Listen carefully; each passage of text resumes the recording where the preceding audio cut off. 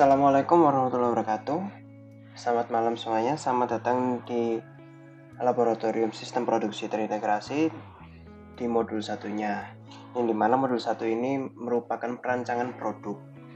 Nah, di sini ada tujuan praktikum.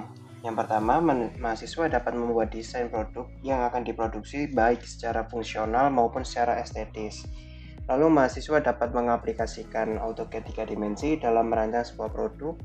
Lalu praktikan dapat mengestimasi waktu yang dibutuhkan dalam pembuatan suatu produk, dan praktikan dapat membuat peta proses produksi dengan baik dan benar. Nah, karena kita perancangan produk, di sini ada pengertian dari desain produk. Desain produk sendiri didefinisikan oleh Kotler dan Keller 2009 sebagai sebuah totalitas fitur yang memengaruhi penampilan, rasa, dan fungsi dari suatu produk yang berdasarkan pada kebutuhan pelanggan. Lalu tujuannya sendiri itu untuk membantu perusahaan dalam menciptakan dan mengembangkan produk baru atau untuk menjamin hasil produk yang sesuai dengan keinginan pelanggan namun juga menyesuaikan dengan kemampuan perusahaan.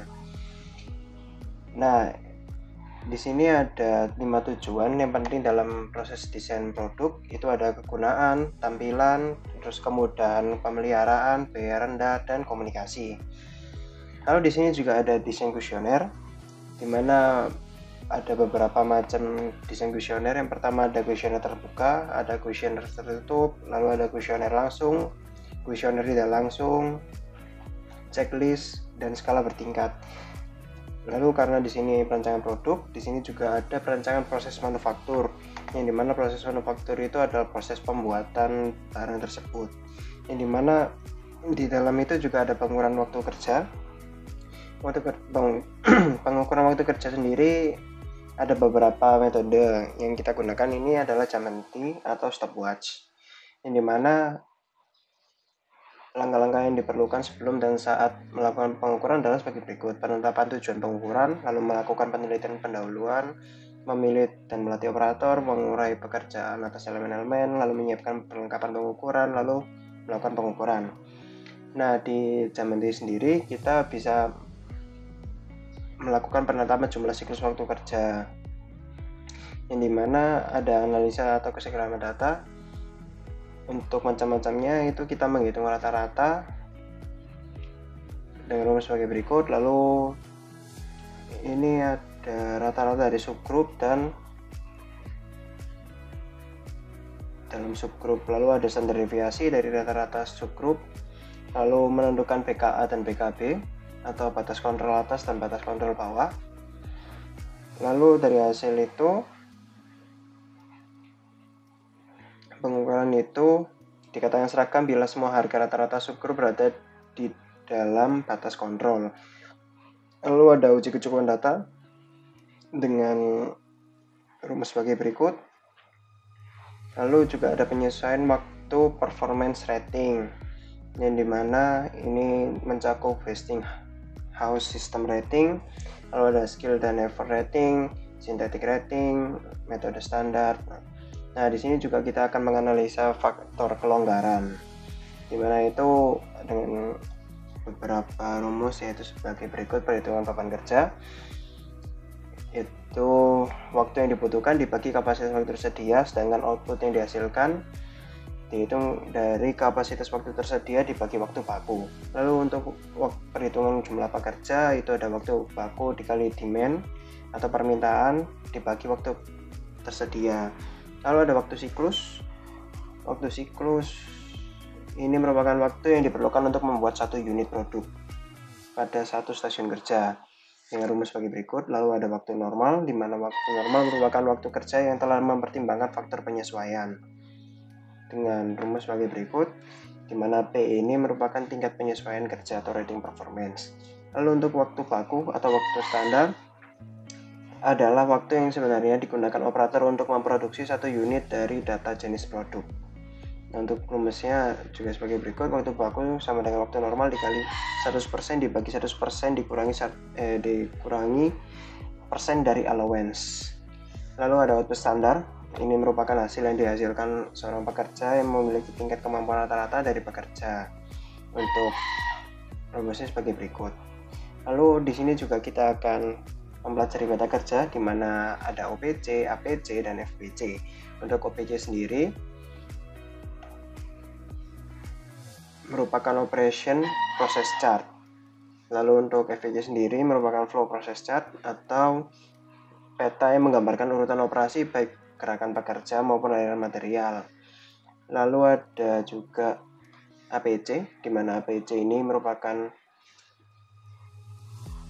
peta yang menggambarkan langkah-langkah proses perakitan yang akan dialami komponen berikut. Pemeriksaannya dari awal sampai produk jadi atau selesai. Lalu selanjutnya untuk bahan dan alat yang kita gunakan pada praktikum ini, untuk produknya sendiri kita membuat meja lipat, dimana untuk bahannya sendiri itu ada triplek ukuran 57 x 50 cm dengan tebal 12 mm, lalu ada pipa PVC dengan diameter 1 inci dengan panjang 25 cm kita membutuhkan 4 buah, lalu dengan panjang 15 cm kita membutuhkan 4 buah. Untuk kayu balok atau kayu pinggiran itu kita menggunakan dengan ketebalan 1 cm. Lalu ada sambungan pipa L atau siku, itu kita membutuhkan 4 buah, lalu ada klem kita butuh 4 buah, paku, lalu skrup juga kita membutuhkan 8 buah, lalu cat semprot atau pilox, dan pernis kayu. Untuk alatnya sendiri kita menggunakan mesin gerinda atau gergaji pipa, lalu kita menggunakan meteran, obeng plus, mesin bor, amplas, dan kuas. Untuk pelaksanaan praktikum, deskripsi umum, kegiatan praktikum ini menggambarkan bagaimana rangkaian produksi mulai dari desain produk, desain kuesioner, rencana produksi yang berkualitas. Selain itu juga akan dilakukan pengambilan data-data lain yang berhubungan dengan tujuan yang hendak dicapai dalam praktikum ini.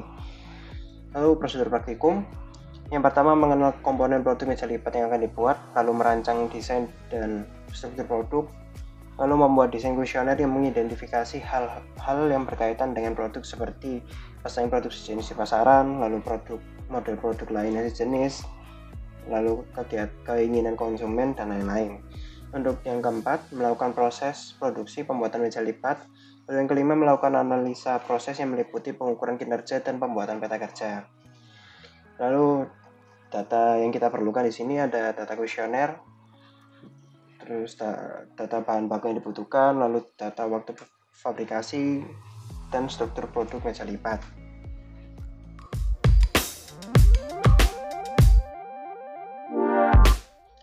Selanjutnya saya akan menjelaskan tentang pegangan modul. Untuk ukuran kertasnya kita menggunakan A4, lalu fontnya TNR 12, lalu marginnya 3433, 3 atas, 4 kiri, 3 bawah, 3 kanan. Lalu spasinya 2, lalu untuk penggunaan bahasa asing nanti ditalik, lalu before afternya 0, jangan lupa di justify. Untuk penulisan babnya, bab 1 pendahuluan itu TNR ukurannya 14, jangan lupa di bold. Lalu untuk latar belakang minimal 1 lembar. Lalu untuk paragraf pertama berisi pengertian modul secara umum, paragraf kedua pengertian metode, paragraf 3 deskripsi produk dan studi kasus. Lalu ada rumusan masalah dan tujuan praktikum, yang dimana jumlah poin tujuan harus sama dengan jumlah poin rumusan masalah. Lalu ada batasan masalah, yaitu minimal 3, lalu asumsi juga minimal 3. Selanjutnya ada sistematika penulisan laporan. Ini sebagai contoh ada bab 1 pendahuluan, lalu bab 2 landasan teori, bab 3 pengumpulan data, bab 4 pengolahan data, dan bab 5 kesimpulan dan saran. Lalu pada bab 2 ini minimal 5 halaman dengan catatan materi dari jurnal, minimal 4 jurnal dari 5 tahun ke belakang, dan 1 buku boleh lebih tentang modul 1. Tidak boleh mengambil dari internet seperti blog. Lalu untuk citasi harus sama dengan daftar pustaka dengan penulisan menurut Laksana 1998 yang dikutip dalam jurnal Tirafi 2017 mengatakan bahwa. Lalu untuk subbabnya mulai dari sistem produksi terintegrasi sampai kuesioner. Lalu selanjutnya bab 3 pengumpulan data, di mana langkah-langkah pemecahan masalah itu lebih sering dikenal dengan flowchart.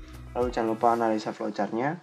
Lalu ada desain awal produk, di mana ini merupakan AutoCAD dari meja lipat sebelum diinovasi. Lalu produk meja lipat di mana ada alat dan bahan. Alat dan bahan ini bisa dilihat di modul. Apabila ada inovasi bisa ditambahkan. Lalu ada gambar komponen produk sama gambar produk. Ini merupakan foto dari meja lipat sebelum diinovasi.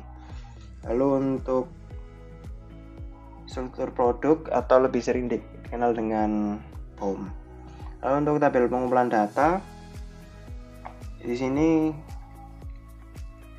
kelompok karena 1, 2, 3. Ini nanti kalian 4 kelompok, jadi misalkan kelompok yang saya pegang itu ada kelompok 6, 13, 20, 27. Nah, jadi 6, 13, 20, 27. Nah, ini hasil pencatatan waktu yang kalian gunakan buat membuat pola. Jadi di badan ada membuat pola, memotong bahan, ada menghaluskan bahan. Lalu di kaki ada membuat pola, memotong bahan, menghaluskan bahan. Nah, untuk pengecatan, ini pengecatan keseluruhan. Lalu untuk perakitan dan inspeksi, ini juga waktu keseluruhan, jadi waktu badan dan kaki. Lalu untuk format kuesioner, di sini kuesioner minimal 8 pertanyaan. Lalu untuk format yang di sini ini sebagai contoh, tapi yang pasti harus ada pada praktikum ini responden berjumlah 50 orang dengan umur opsional. Lalu berikut daftar pertanyaan, ada nama, jenis kelamin, usia. Ini opsional. Nah, ini sebagai contoh aja, bisa kalian gunakan dan kalian tambahkan sesuai dengan inovasi kalian. Oh ya, tambahan untuk kuesionernya itu juga ditanyakan apakah inovasi ini dapat diterima oleh masyarakat atau pelanggan atau tidak. Lalu di bab 4 pengolahan data, yang pertama ada perhitungan waktu baku dan waktu standar. Pada badan ada membuat pola. Nah, ini tabel data kalian nanti. Lalu ada uji keseragaman data, di mana nanti ada kita menghitung rata-rata, standar deviasi, lalu PKA dan BKB, batas kontrol atas, batas kontrol bawah. Lalu jangan lupa ada peta kontrol. Lalu ada uji kecukupan data. Lalu ada perhitungan waktu kerja, yaitu ada waktu siklus, waktu normal, dan waktu baku.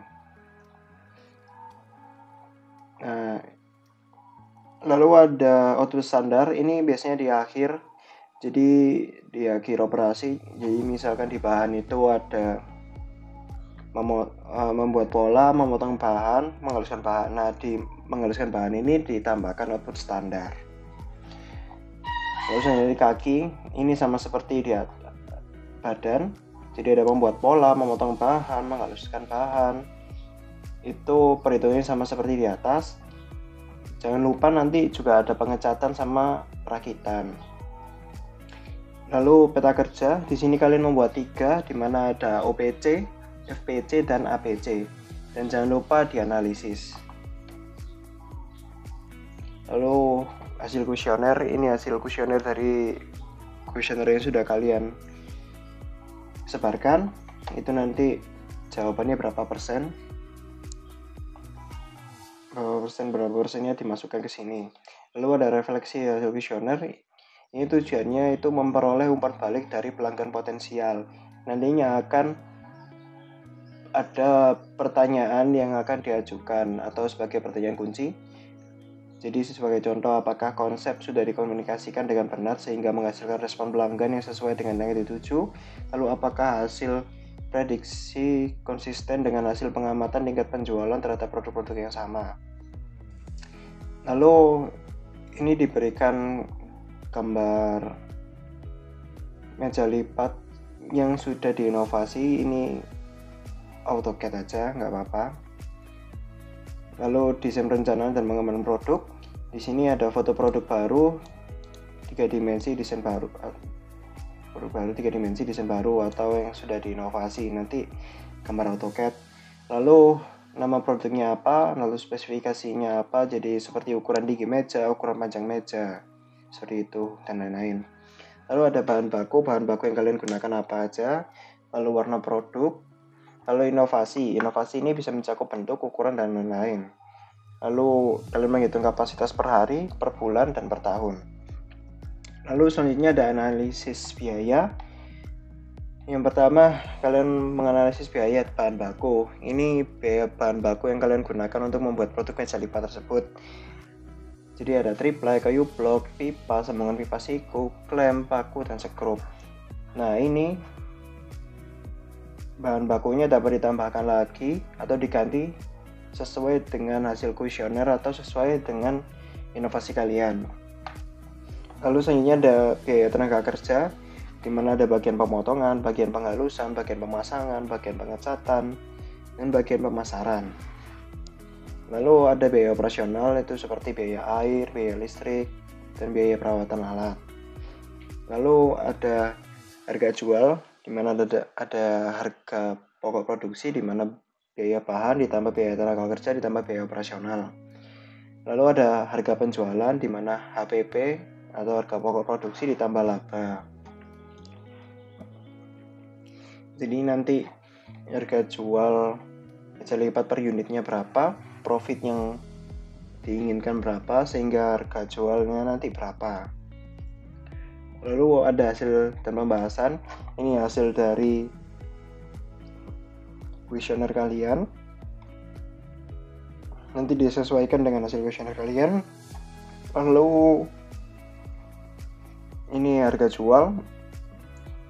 Kalian masukkan mengambil laba sebesar berapa dan menjual produk meja lipat ini seharga berapa. Selanjutnya bab 5 atau kesimpulan dan saran. Kesimpulan sendiri, kesimpulan harus menjawab rumusan masalah. Jumlah poin kesimpulan juga harus sama dengan poin tujuan. Lalu saran minimal 3, saran ini saran ke praktikum ini. Lalu daftar pustaka minimal 4 jurnal plus 1 buku, boleh lebih. Di Stabilo tidak boleh browsing dari blog dan lain-lain. Lalu citasi yang ada di tinjauan pustaka harus ada di daftar pustaka. Untuk lampirannya sendiri itu ada screenshot jurnal atau literatur lainnya, lalu ada screenshot hasil respon Google Form 50 responden, dan screenshot diagram pie chart secara keseluruhan. Catatan mengumpulkan file AutoCAD desain sebelum dan sesudah inovasi. Jadi nanti pada revisi pertama mengumpulkan 3 file pada email, yaitu laporan modul 1 dan 2 file AutoCAD. Sekian penjelasan dari saya. Apabila ada pertanyaan bisa ditanyakan kepada Aslam masing-masing. Jadi kurang lebihnya mohon maaf. Wassalamualaikum warahmatullahi wabarakatuh.